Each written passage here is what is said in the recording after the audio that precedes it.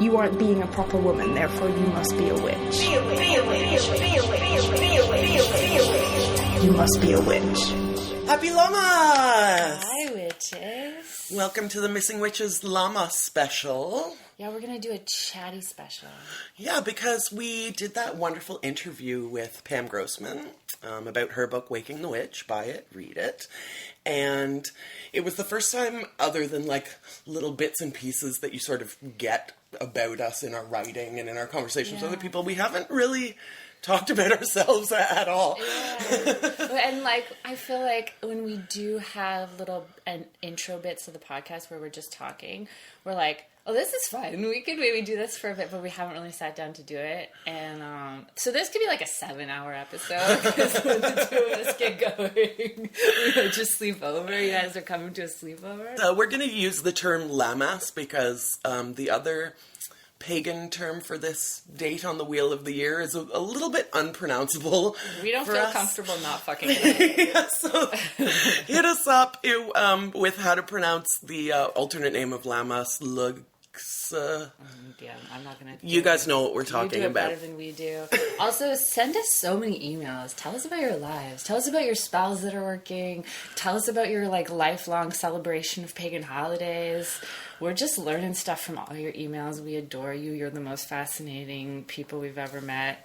So yeah, we love it when you send us stuff. It's the coolest. Our email is missingwitches@gmail.com, and then on social everywhere it's just @missingwitches.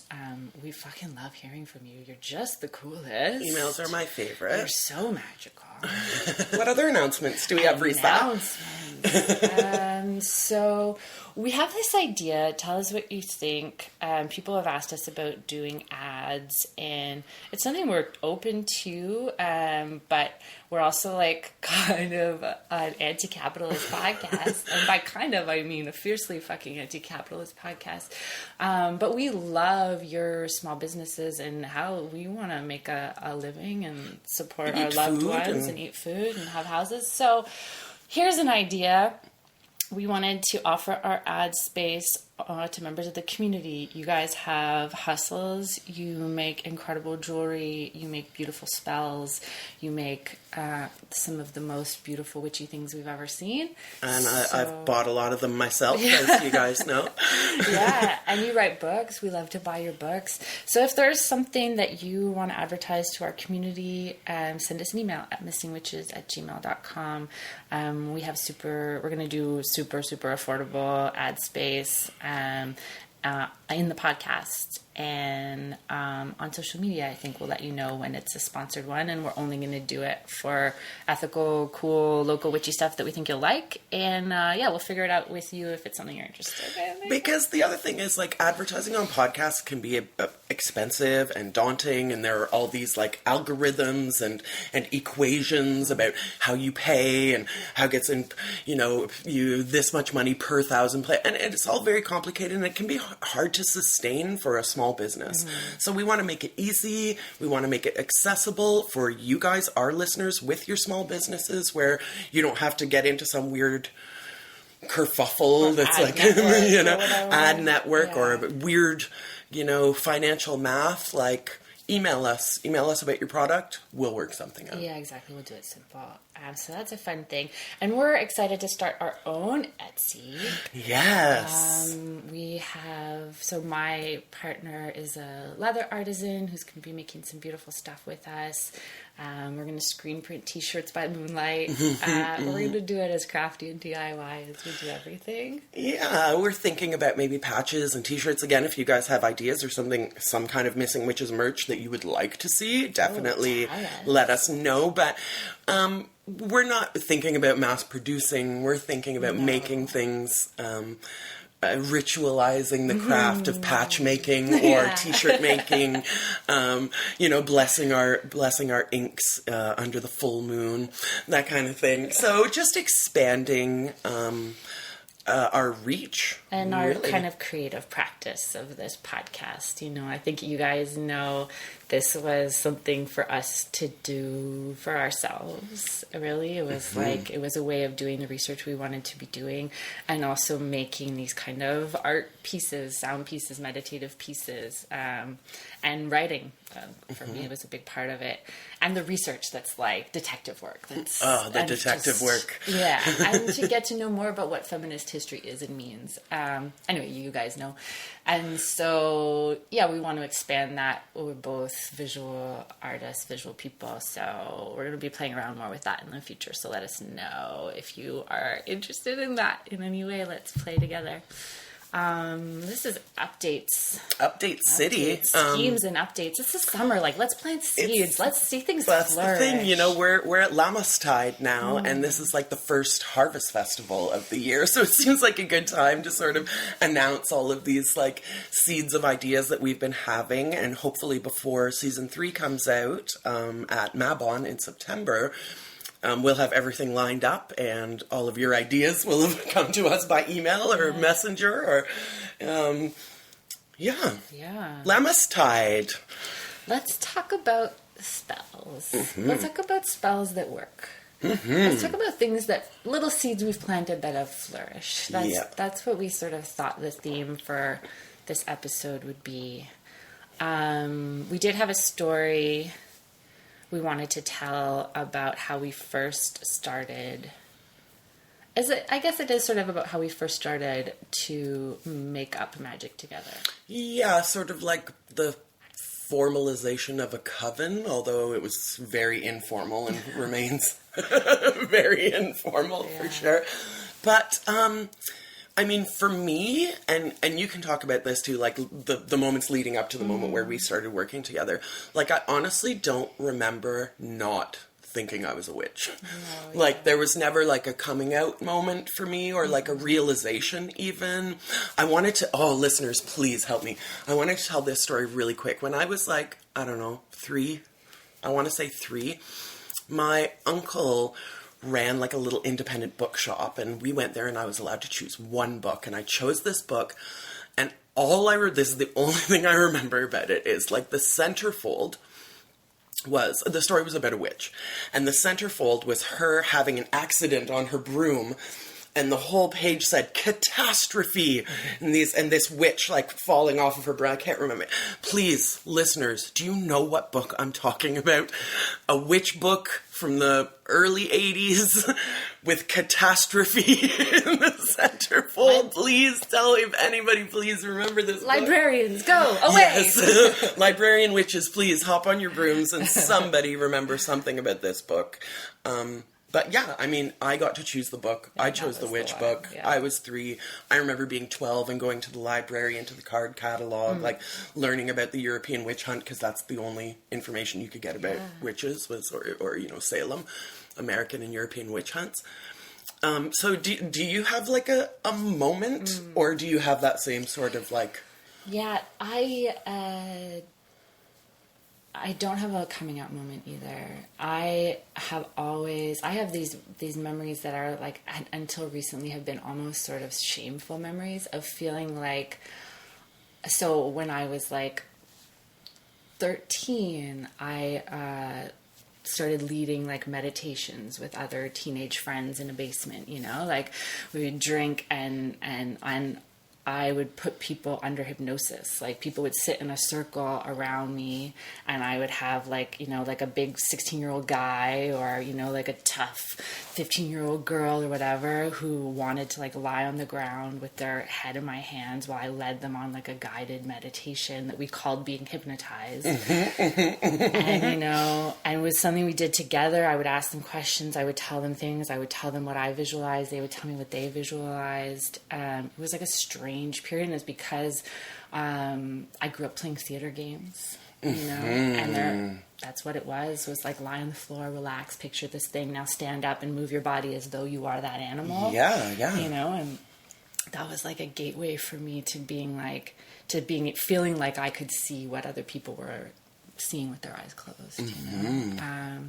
I did a lot of like sitting in the bathroom of a community center with a Ouija board with people talking to their grandparents and then wondering later if I had been like taking advantage of them or lying when I felt like I knew the answer. So I led the piece, you know, like, but there was so much of like trying not to be too dark or not to be too weird, or we moved so much when I was a kid. I just want approval still. Just like fucking send me carrots and like tell me I'm good enough, you know? So I think that, you know, Caroline Elliott, who's like an interesting witch teacher and writer, always says shame is the magic killer. And that was like a powerful idea for me, was like, just let go of the shame of those impulses, those memories, those feelings like you're special, those feelings like you had a relationship with the wind. Like, you don't have to shame yourself for having that. No. That's a beautiful thing. And you know what? You have it. You're right. You do. If your friends think you're weird for, like, putting your feet in the ocean and bursting into tears, well, then give me weird. Like you said, like, you didn't want to seem too weird, and we all went through that, especially as younger people, you know, where we're mature women of a certain age now, and some of that by grace only goes away, you know, but too weird was like my goal. That was not something that I was worried, like in retrospect, at the time I didn't think this, but in retrospect for me it was like, I had purple hair, rainbow overalls, like acid. Sort of what you're wearing today. Yeah, you know, like a more high school version of what I have on it right now in this moment. I actually realized that I reverted completely. Like, I'm me at 17, at 17, purple hair and overalls. And I'm like, back there, purple hair and overalls. Anyway, where was I going with this? Oh, you said you realize now in retrospect it wasn't about being too weird or weird enough. No, this is the thing. When you know why people are laughing at you, that's easy. When you're not sure why people are laughing at you, that is anxiety provoking and crushing and gut wrenching and destroying. So again, this is only sort of in retrospect that I realized that this was what I was doing, but I was like putting on a clown costume for the reason that then I knew why you were laughing at me. And it was something I had done. It was something I had control over. It was me. It wasn't like, oh, your family's poor, so we're gonna laugh at you. Like, you know, you have no control over that kind of thing. But when I put on my warrior suit of armor, which again was like tie-dyed overalls or whatever it was, you know, that was my warrior stance. I get that so much. There's so much power. I used to write for Warren Fashion Journal, and that existed for a while. And it made me feel like I understood those choices better as a teenager, where it was like putting on like the tails coat and a top hat or whatever to go to my private school was like, okay, everybody's looking at me, but at least they're looking at me for a reason I chose. That's so right. Yeah. And that not to say that everything is magic, and, you know, I don't want to diminish when people feel like they're magical, but also I want to uplift everything to the level of magical and say, yes, that was fucking magical when you did that. When you drew their eyes or chose to draw their eyes or chose to disappear, that was fucking magic. And one of my girlfriends said to me one time, we were walking down the street and somebody like fully stopped their car to point and laugh at me. Like I was a crazy punk, you know. And she was like, you know what? You made those people happy. Like, who cares that they're like bad people who wanted to like stop and mock you? Like, you really made those people, like, they're gonna go home and be like, you have no idea the creature we saw today. You know, like I was like their Loch Ness monster of the day, you know. I was like a mythical, magical being. And so are you. So are you. We are the freaks, mister. We are the weirdos, mister. Like, it might be my next tattoo. Because it is like you said, and like, as one of your mentors, Caroline Elliott, said, you know, shame is the magic killer. We had a whole live episode about dance. And I talk about this all the time, about singing. Like, people who are too ashamed to sing and dance, you're crushing your magic. Like, it really... And again, I put, as a comment on social media just the other day, so there was some synchronicity that had happened with one of our followers, listeners. And I was like, to me, magic is 10% making miracles and 90% noticing the miracles that are happening all the time. And that to me is what being a witch is. People who don't want to take the label because they're not, I don't know, feminist enough or Antifa enough or like pagan enough or whatever enough. Like, you already have it. It's yours. You don't have to worry about that label if it's not for you. It's all right. Oh yeah, it's all right, Mama. You don't have to take the label witch, but I must insist that you at some point in your life accept the label of magical. Yeah. Because we are all magical beings, and again, I can't stress this enough. It's like embarrassment and shame that prevents us a lot of times from flourishing into the beam of light that we can be. Yeah, totally. Okay, do you want to hear my Lammas story? Okay, Risa has this amazing Lammastide story, so I'm going to sit back with my water bottle and let her set the scene for you. Okay, this is a story of the most successful spell and the darkest thing I think that I've gone, one of the darkest things I've gone through. Sup, ask him, sup. Yeah, and it came on the heels of... I had been in a 10-year relationship, 11-year relationship with a person I loved, and there was like addiction there, and it felt trapped all the time towards the end, and I made it out. And I made it out to Amy's house at first. Yeah. And we cried, I cried, and we... No, you did not. You did not. It took you like... 2 hours of weird sullen silence. Oh, I was in shock. Of course. Oh, yeah. No judgment at all. Right. And I remember thinking yeah. like some shit. But I know Risa, and she's not like I'm gonna come and like dump all my stuff out on you, like it, which I find kind of like abusive when people just come and dump all over you and then leave. But anyway, that's completely beside the point. I know Risa, and I'm like, she'll tell me what's going on whenever she's. So we like worked our way through some like bad renditions of some things, and then I think once the floor was open, then there were some tears. Yeah. I remember singing with you and my voice getting deeper and bigger during resonant. Not that first day, but in those days that followed, in those weeks that followed, figuring out who I was.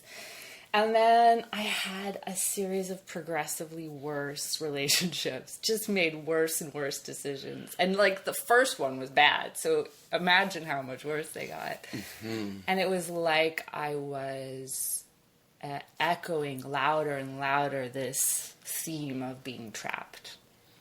I kept putting myself into situations and choosing to be trapped in a way. Like when I look back now, I see that. It was all different. It was variations on a theme, and some were worse than others. And I got stronger as I left those situations, or as the situations crumbled around me, and it was like learning versions of them. Like you're gonna keep living a pattern until you move through the pattern, Mm-hmm. And I really think a lot of it was that, and it was brutal, and it was partially like really hot and really fun, and it was like like soul destroying and delightful. And then the last one, I thought I was out. I thought it was like love. I thought it was good, and seemed totally normal. It seemed so normal. Look out for the ones that, speaking of We Are the Weirdos, mister, be especially careful of those that seem a little too normal. Oh, yeah. The golden boy vibe, that should be a big red flag. Yeah. Some people are just amazing, but some people are wearing their own suit of armor of normalcy. Mask. Yeah. And he started disappearing. And I look back now and I'm like, the first 2 times he disappeared, like just didn't show up. Like we were supposed to meet in Vermont and he just didn't show. I was playing a show, and he couldn't be there for me in the audience. And then my grandfather died. He stopped answering texts. He just disappeared, He stopped answering texts. He just disappeared, and I was in so much pain, and the person I loved wasn't there, and I let it happen more than once, and I accepted the answer. I'm working so hard on my business, on my startup. I have so much shame that I can't provide for you. Things aren't going well, and so I don't want to see you. I want to see you when things are going well, and like part of being trapped is allowing yourself to be lied to, or lying to yourself because you want to be perfect, because you don't want to be judged, because you just want so much approval. And like that has been my magic killer, you know? And I think like a good indicator that you're learning and growing is when you can see your own culpability. Like it's so easy to be like, that guy was a dick, and he was, and probably still is, but like, well, it was and is, I assume. I mean, but how we're culpable, you know, and how we allow ourselves to be. Yeah, I mean, it's helpful in the getting out of the cage of rage and victimhood and pity to and be repetition. like, and repetition to be like, what did I choose? What did I choose? What did I choose? And why? And what did it feed in me? Yeah. What did I get out of it? Yeah. You know? Doesn't Dr. Phil say, like, how's that working for you? Hey. And, you know, Dr. Phil's, like, problematic aside, but, like, I sometimes, like, I'm like, what are you getting out of this? Like, you keep doing this, so... You're enjoying something. You know? So then I was on a backpacking trip in the Grand Canyon. As one is. As you do sometimes. And he disappeared again. And a person I love and admire, a very beautiful person in my life, had died in the Grand Canyon the year before. Had literally fallen off the edge. And I was going in there, you know, and I was in that spot where she had been, and I was writing to say goodbye for a couple of days, and I wasn't getting answers, and I was with a really powerful friend, and we got down to Plateau Point, which looks like it's the bottom of the canyon when you're at the top, but it's only halfway there. Which, again, is another great metaphor. Yeah. Sometimes what you think is the bottom is actually halfway there. You better check it. Exactly. Yeah. And it's the last bit that catches the sun, you know, and we're out there and we're leaning over and you see the Colorado River and the canyon around you, and you know you're in a holy space for the Havasupai and the Hopi and the Navajo, and like hundreds of years of people who own and to whom that place has been sacred, and whose ownership of that space has been violated by colonizers who are my family. And it's like a conflicted and fucked up space, and also like just an overwhelmingly in your bones holy space. And I was just like, all the decisions, I turned to my friend and said, all the decisions in my life are correct because I'm here. Every moment in my life has led to this moment. Yeah. Mm-hmm. And also, that's done now. That's over now. Like, that relationship is over. That's the last time, and I'm never gonna, I'll send him an explanation email that I don't want to hear from him again. And that 2 years of my life is just over. And you guys were living together at the time. Yeah. Like, it's not like some like, oh, we were dating. Like, it was a real thing. It was a real thing. And I got home and I just never saw him again. He never picked up his stuff. He just never, and I realized he had stolen like $4,000 from me using my credit cards, and on top of like what you had loaned him in good faith for like various, and it was just, and then come to realize months later. And I told the story of my most successful love spell in an early episode, and that was a love spell that I had done during this relationship. It was like, let me be with a person who matches me in these ways, and who wants to live in the country and have a baby and go canoeing and go camping. And like, I made a spell of like, let my life become this, you know? And 2 months later, the person I was with fucking disappeared. And 5 months later, I turned around to someone I'd known for 10 years, and we were like, oh shit, it's you. It's you. Oh, dang. But I mean, all this to say, like, magic does never, I'm not going to say not always, magic never works the way you think it's going to. And often it's a long and drawn out process. Like this story where I haven't gotten to the Lammas part yet, but I thought you might enjoy the background. Yes. Anyway, it disappeared. I fell in love. I'm not there yet. Okay, so after the ghosting had taken place, Risa comes to my door, and I had sort of like heard, you know, one of my girlfriends was like, listen, one of our girlfriends, excuse me, like our mutual friends is like, yeah, like I'll let Risa tell you what happened, but like it's not good, you know. And she told me this, she got to the door and I was like, okay, do you want to start by like playing some music and just like chilling? Or do you want to start with Cosmo Magazine, ultimate ghosting of all time, craziest ghost that ever ghosted? It happened to me, Cosmo Magazine, because I had never even heard of such a thing. Yeah. Like ghosting, okay, you go on a couple dates, you never hear from the person again. Yeah. You know, but you guys were living together. It's not funny. It is. It's sort of funny. like it's just like this is my like because I came home and was continuing to write to him, and just nothing. Yeah, like no text, no email, not reading your messages, like your messenger messages from what I remember being left unread. Yeah. And then there was like, you called his grandma, I want to say, like... Yeah, found out he was fine. He was yeah, because I'll let him know you're trying to get You're in like, touch. he's dead in a ditch. Yeah. At some point it changes from like fury to worry, When I right? got back from Grand Canyon, I was like, I need to make sure he's not dead in a ditch before I get end too this all. angry. And also, he owes me a shit ton of money. Yeah. Anyway, this all happens. I get a message from a girl out of the blue telling me he's been in multiple relationships. He has multiple long-term relationships in different cities. And also he ghosted on his whole business, stole money from his investors and creditors, set up the same business again, taking advantage of farmers in another city. I mean, it was like... And he had set himself up to be this like ethical entrepreneur who like really wanted to, Yeah, exactly. So it was quite... It really felt like being like people when I tell the whole story are like, it's like you were in Catch Me If You Can. Yeah. That makes it sound more delightful than it was. Yeah. Like, how do you catch a ghost? Yeah. And then it was Lammas. Yes. And friends came up to the house that I wasn't living at full time yet, where I live now by the lake. In the woods, and they knew that I had fallen in love with Mark, and they also knew that like there was just this unresolved wound, like there was just this and also just violation and trust. Like, how do you trust when one day someone just disappears and it turns out they're not who they thought they were? With your hard-earned money on plus. Yeah. Break my heart, but don't touch my wallet, yo. Like, come on. Yeah. And so we had a fire, and it was an epic fire, It was like it was a burn it all down fire. It was like dragging chunks of tree and sawing down tree and hacking down tree and building this pyre.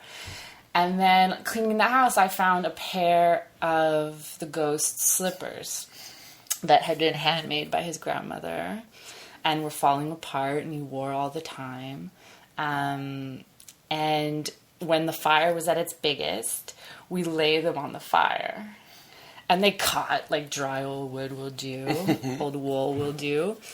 And I got really choked up, and my friend said something beautiful that I can't repeat. And it was an improvised spell of gratitude to the woman who had made the slippers. Mm-hmm. And it was just so liberating in a way. It was like, I'm not angry at the whole world. And we all make mistakes, and we've all supported people who turned out to be bad people or at bad places in their lives, and we have good intentions.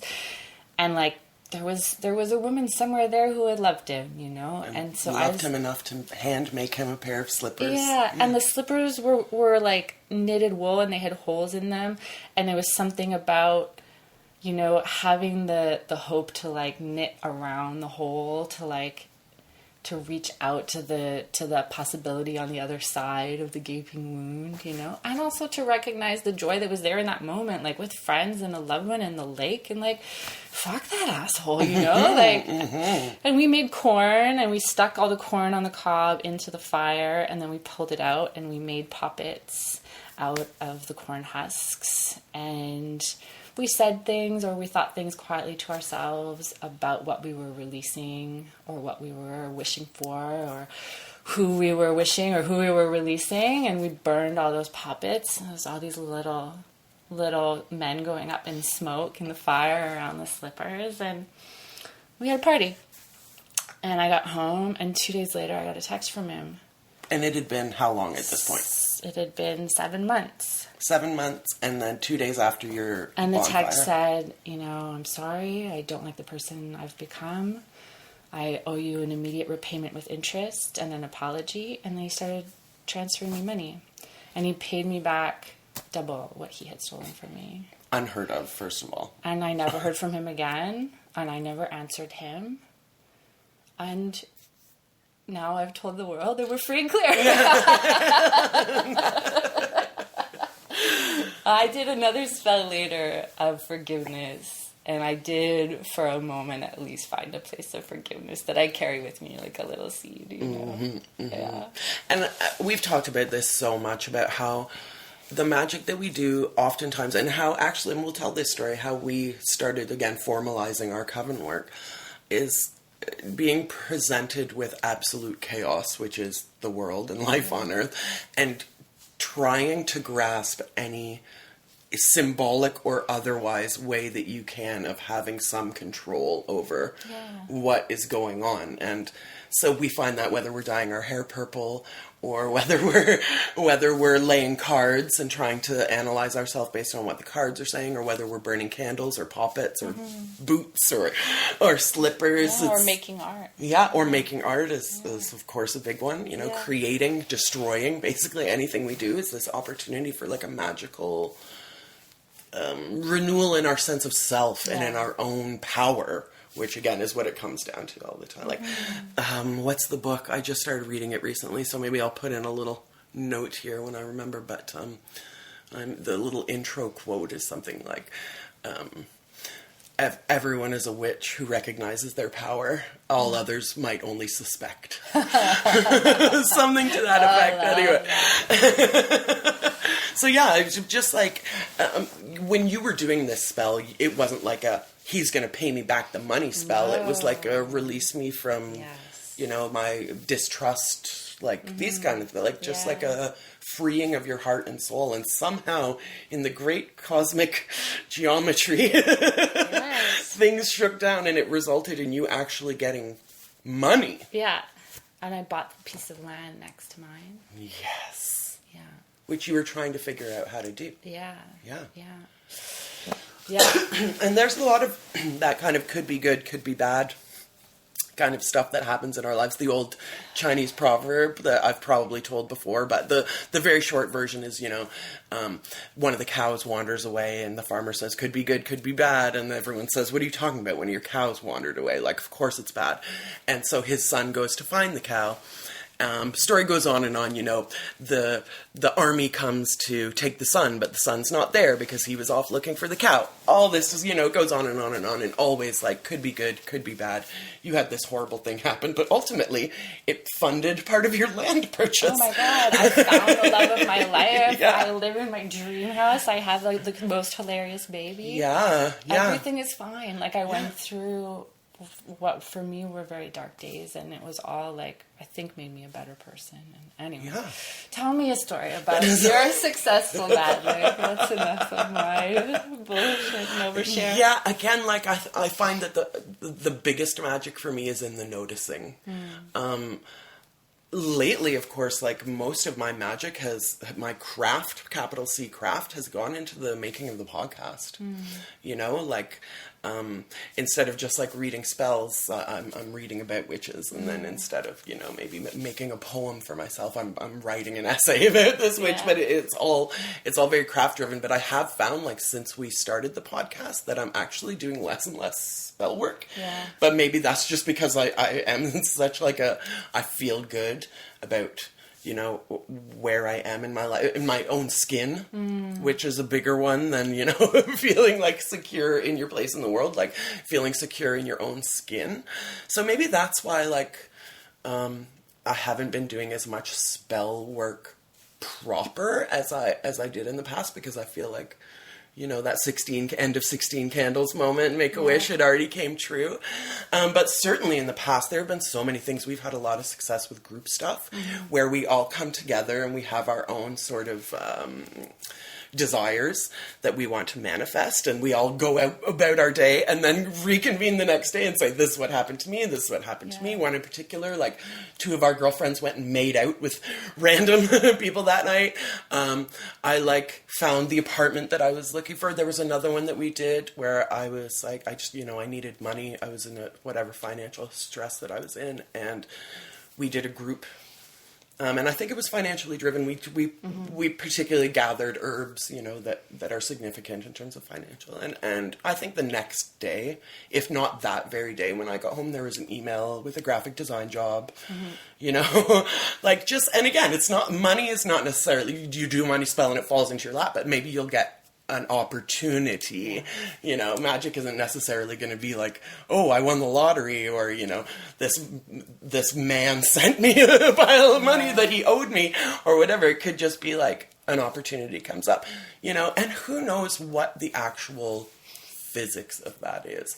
If we're changing the vibration of vibrations, who knows if the person who sent me that email had been thinking about it. Probably, it was for album artwork, so it wasn't out of the blue. But something just ting, some kind of bing. We don't know where our thoughts come from. Maybe they come from magic. We don't know. I mean, it's, so maybe something in his head just went, I should email Amy today. Yeah. And so he did, and spell successful, Also, I think you're so right that so much of witchcraft, like 90%, is you do the mundane first.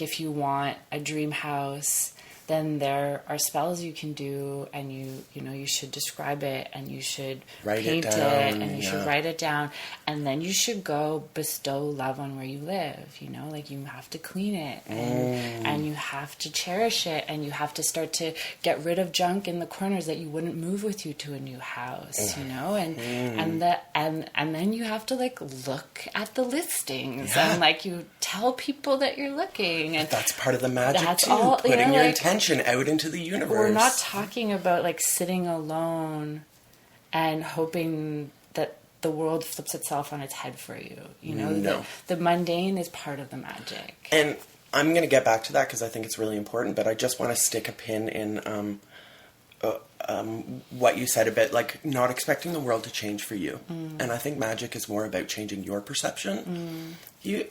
People are going to do what they do. Everybody's trying to get by. That's what helps me with my compassion, is just knowing that everybody's just trying to get by. Yeah. You can do your magic to change your perception, to change how you react to a situation. And to make yourself able to see the pathways. Yeah. Sometimes when we're in this dark tunnel, we don't see... there's a way that flips for you from the bad to the good. Yeah. There's a way. It's right there, A couple seasons ago on Drag Race, anybody who knows me knows that I'm a longtime obsessed Drag Race fan, drag in general, but Dusty Ray Bottoms had this moment. His parents are, I'm assuming, very right-wing Christian. And they tried to have him do ex-gay therapy, conversion therapy. Conversion camp, yeah. All this kind of, just horrible circumstance for him. And he was raised a Christian, so he went to God. And he said, God, I need something to change. I need something to change. Please, you have to help me. And you're thinking when you make these prayers to whoever your deity is that they're going to make things nice for you. But what happened with Dusty was his parents found some gay porn in his room, and shit blew up. And problems, and he ended up getting in his car and driving away. And of course now he's happy and free and in love. Yeah. But this is the tower, the tarot card of the tower. We all get scared when we see that tower. But we have to realize, could be good, could be bad. This absolute ultimate, my lowest point, could be me breaking out of my cocoon into my butterfly state. Yeah. It's hard not to get so bogged down by just the bad things happening, or it's too stressful, it's too hard. How many times in your life, Risa, have you said, I can't do this anymore? Yeah. This is too hard, whatever it was. Many. But we're still here, and y'all are still here. Stay with us. I've said a billion times, I can't do this anymore. Yeah. A billion! Yeah. Easy billion. Easy billion. You reminded me and this is such a tiny version of this, but we had just started with some candle magic to say goodbye to a friend who had passed. Enchantment. May she rest in peace with joy forever. And in all her power. And we talked, and we started to gather in some improvised circles, and it was like play, and it was peaceful and joyful. And I told a friend about it who was very pragmatic, and I thought she would be weirded out. And the next time I saw her, she had a pile of books for us. So she worked in the books section at the Salvation Army, and they made her pull the witch books off the shelves. Because they're not allowed to sell them. They're not allowed to sell them. And so that pile of witch books came straight into the witchy loving arms of a coven that was very happy to receive and very new. Like, we formalized, like we were saying, we had been talking about it in moon. We started getting together at the full moon and just singing and laughing. And then when Anjame passed, it became like, okay, this is our church, and our congregation needs us, you know, and we gathered and we cried, you know, and we lit candles and we cried. And part of it was because, especially when someone dies, y'all, you don't know what to do. Yeah. There's nothing you can do. It's the only finality in all. Like, my father just passed a couple months ago. And that's the thing that gets me all the time. It's just like any problem that we had ever had before, you know, you keep going. Yeah. This is final, and there's nothing you can do about it, and we don't know what's happening. We have our belief systems, all of us, whatever your faith is, whatever your you know, post-death experience, whatever you think happens, we know that there's nothing we can do about it, whether we know it or not. So again, in that, it's just like trying to grab whatever order from the chaos that we can. What do we do? What do we do? We look at each other, we say, what do we do? And so you go into your book, like people do with their Quran, or their Torah, or their Bible, or their Gita, you know, and our book said you light a white candle, a red candle, and a black candle, and so it's just a way of focusing that sort of frenetic, chaotic, we don't know what to do, let's sit in a circle and light a candle. At least then we know what to do. Yeah. Whether it does something or doesn't do anything or whatever, at least we know what to do. Yeah, we mark this moment. Yeah. And one of the things I like about craft is it doesn't tell you what to believe. Witchcraft isn't a faith, it's a practice. And so it doesn't tell me that I have to imagine this friend or your father in a certain place, or that I have to behave in a certain way to join them, or, you know, none of that is part of it. It's just here are a set of suggested actions, and you could improvise your own. And we would love it if you did. Oftentimes, like books, even when you're reading books, they'll tell you, like, improvise into, you know. You don't have cinnamon? That's somewhere else. One of our most successful group spells, I believe, was the spell wanted ginger, and we had ginger ale. And we ended up drinking it. Yeah. And it really worked great. Really worked good that day. Just fucking try stuff, guys. It's fun. But that's like just whether you're a solitary practitioner, and again, I mean, a lot of my craft is very private, and so it manifests a lot differently than group stuff. Yeah. I find group stuff is almost got like a group bang to it, you know. It's like the energy is, for better for worse, like it's definitely like a barn raising, but like an energy. I'm not always ready for it. We had people over, and I had my placenta in the freezer for almost a year. As one does. And I wanted to bury it, and it was a full moon. It was just after the full moon. It was the solstice, and we had little twin girls over, and some other friends, and Mark, and my mom was there, and my daughter was there, and they kept sort of talking to me like, oh, so we'll make the fire for the ceremony. And like, when we're going to do a ceremony. And they're little twin like kids. And I'm like, when's the ceremony? And I didn't really feel comfortable like leading a ceremony. To me, it was so private in a way. It was this thing that I had grown with her in my body. And I just wanted it to be warm in the earth and not in my freezer, you know? Yeah. And I wanted it to be at my home. And I wanted them all there, but I didn't feel equipped to have them stand in a circle around and to witness my vulnerability with that. It was very magical for me that they were there. So I broke it up during the day. So I had a craft that the kids could do, weaving sunshines, and we hung that out in the woods. I think you saw those on Instagram, people. Yeah. They're so cute. And we gathered flowers, but I went and dug a hole by myself, and I wrapped my placenta in paper and then washed my hands and buried it by myself and put a bunch of warm dirt on top of it where we're going to have a flower garden.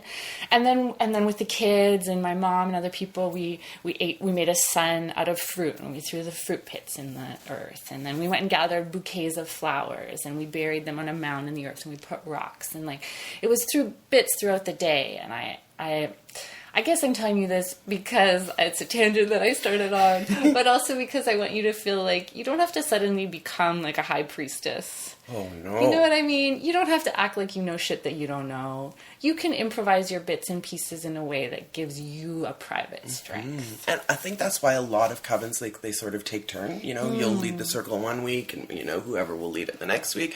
And because that sort of prevents this, hierarchical, I'm the leader.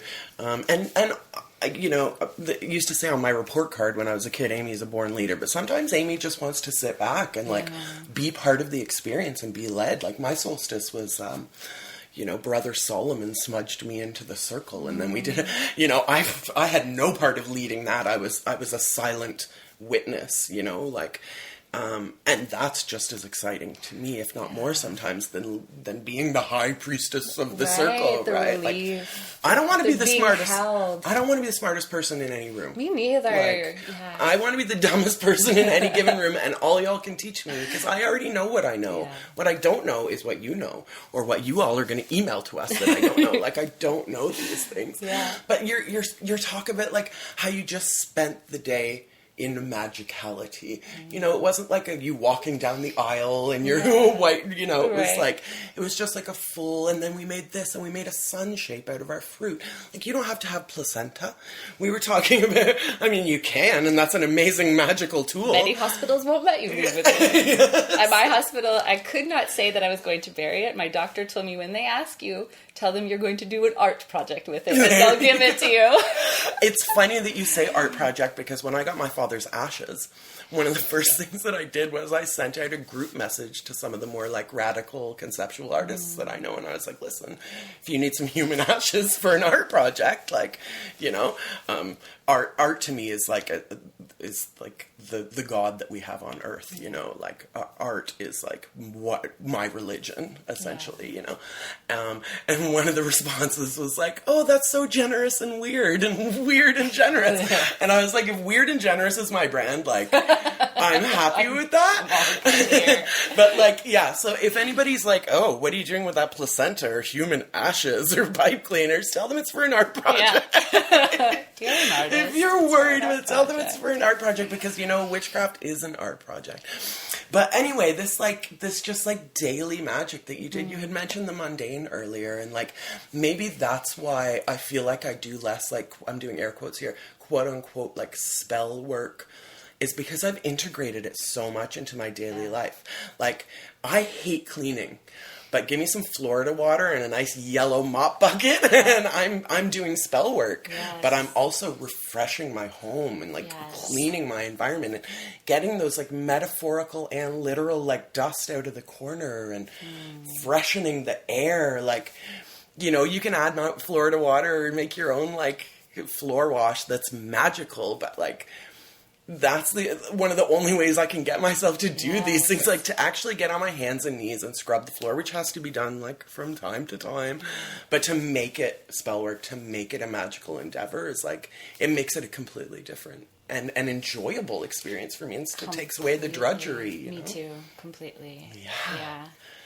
I want to do a little Lammastide reading. Now, I pulled this one out of all of the millions of sources around the world because it is from one of the books that your friend Pam gave us from the Salvation Army reject pile, and it became, I got one of the sigils from it tattooed on my back almost immediately. I've sort of flipped open the book and it was like there, and I was like, that's what needs to go there. Maybe I'll post a picture, maybe I won't. You guys don't care about my tattoos, but maybe you do.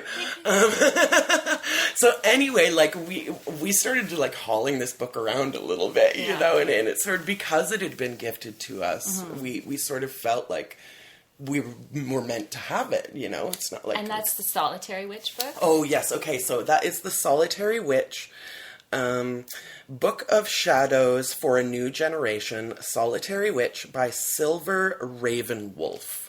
So again, that's Solitary Witch by Silver Ravenwolf, and apparently this is a popular text for witches. I mentioned to my sister that we had gotten this, and she was like, oh, I remember that from... Yeah, Silver Ravenwolf for sure is a name that we might come back to. Yes. And the idea of Solitary Witch, I think, for us was like, oh, rad. Like, we don't have to join a church, because it's not sort of the furthest from what we wanted. You know, it's fun to, like, go to a local community Wiccan high holiday, but I really want to just be making up shit on my own most of the time.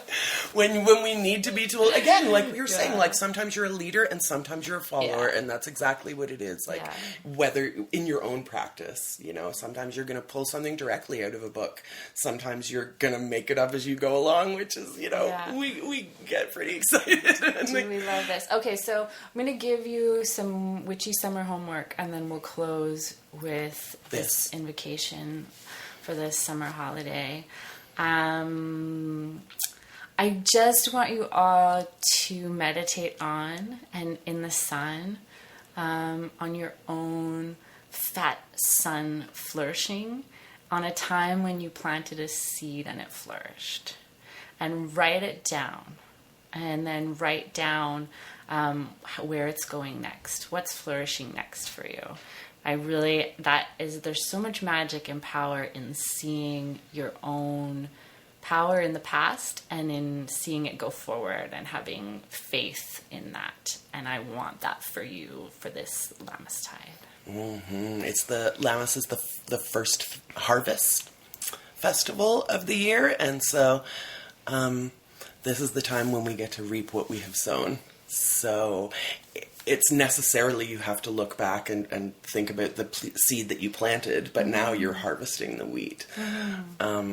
And a harvest festival is always super exciting because it's bountiful and it's energetic and it's like stomach filling, and part of your mind is like, I know I have to save some of this for when, you know, Yuletide comes along and we run out, but mostly you're just running in the great fields of imagination and watching things. Maybe make a poppet and light it on fire. You know, they're so... If you ask Risa, Lammastide is a great time to do any kind of burning spell work. I'm going to get on board with that too, an August 1st bonfire. I feel like Lammastide doesn't get a lot of recognition in terms, like, it might be a nice one. That's a good one. But I think maybe it's like August and everyone's like, I'm on vacation. It's not an obvious like changing of the season either, where it's like, let's ritualize this. I feel the turning of the tide. It's like, it's fat and sunny. You're by a lake and you're eating fruit, and that is what I want to celebrate. That's my high holiday. So let us bring it back to its rightful place, as you know, in our top 8. I don't know if you guys are old enough to remember MySpace, but Lammas will always forever be in our top 8. But I think maybe it's like the unpronounceable name might also have some of these. Maybe. So we'll go with Lammastide again. Yeah. And Silver Ravenwolf also called it Lammas. Thank you. So, unless you have any more well wishes for our bonfires of witches. No, that's it. That's my homework and all my love for you. Yeah, plant a seed, watch it grow. It can be like a seed you found in your marijuana stash, or like, I love planting plants and transplanting plants, but nothing gets me off more than germination. Like, to plant a seed and then watch it crack open. Like, the next day you go out and you can see it's like cracking and there's like a little green thing. If you live in a bachelor apartment, you can plant one seed. you know. And this is something I wish I'd known before I moved to the country. Yeah, you don't have to have a bunch of land to grow some parsley on your counter. Like, duh. You know, I wish in all of my apartment living that I just had a parsley plant on the counter. My God. So yeah, plant a seed, whether it's an actual literal seed or a metaphorical seed of imagination, and watch what bears fruit. Now I'm going to read this. Thank you again, Silver Ravenwolf, for this Lammas invocation, and to Pam from the book section of the Salvation Army, and to the Salvation Army for rejecting us so that we can find each other in a different place. The king and queen are wed at last, while summer's kiss turns fields and grass to harvest gold, and garden gifts find sacrifice on earthen lips. Witches gather hand to hand, power raised along the band, vortex spiral in its quest, force to form I manifest. Debts repaid and games of sport, weather magic, Thor's retort, blessing babies, baking bread, stocking up for winter's stead. Witches gather hand in hand, power raised along the band, vortex spiral in its quest, force to form I manifest.